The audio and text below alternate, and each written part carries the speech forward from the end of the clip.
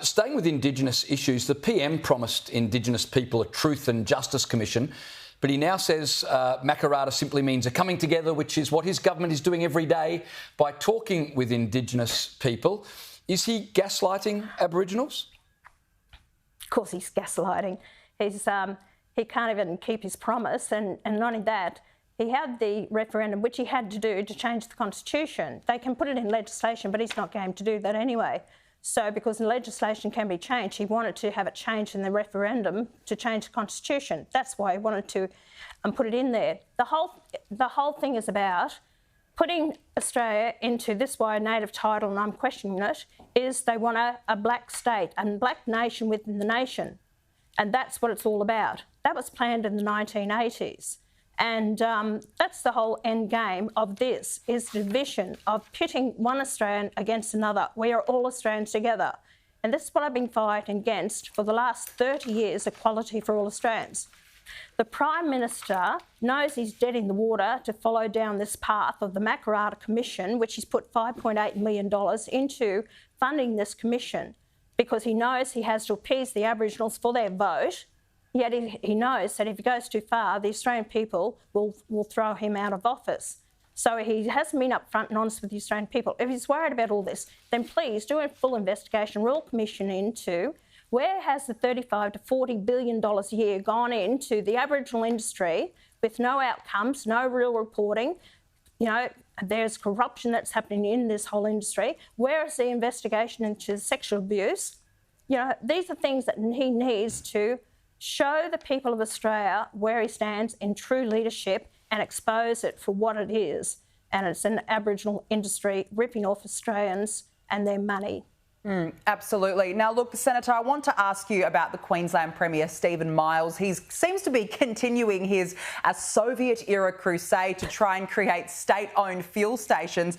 But it's since been revealed at least 50 independent fuel retailers would need to set up shop for this plan to work. Will he get the number he needs to carry out his socialist fantasy, do you think?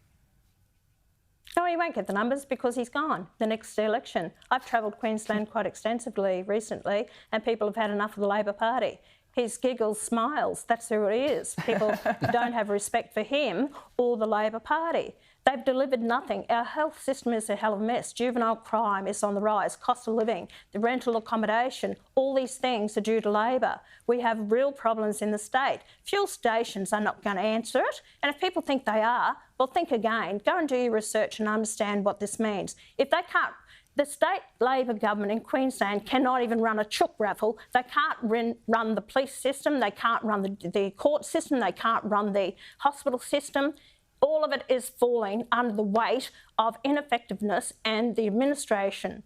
So putting up petrol stations, don't worry about it. It will never happen. I think you might be right, and fortunately so. Senator Murray Watt is the government's new Minister for Workplace Relations, and he's made a rather strange start. He's ruled out a Royal Commission into the construction industry. Now, with all the allegations surrounding the CFMEU, Senator, I would have thought a Royal Commission was called for. It is called for, but here we have Tango Murray, that's what I call him, the quick moves that he has.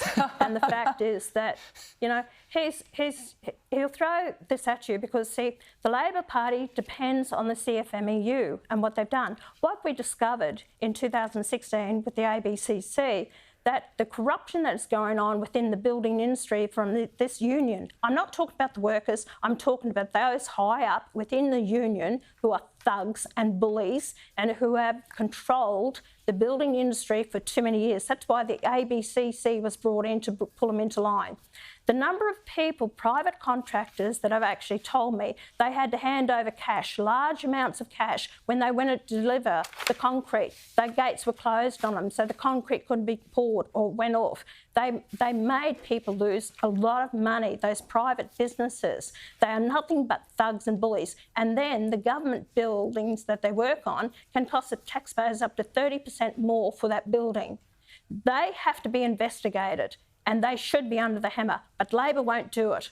And that's why people must think, where do you want this country to go into the future? Because if you think that it's going to turn around under Labor by putting into administration, it won't happen.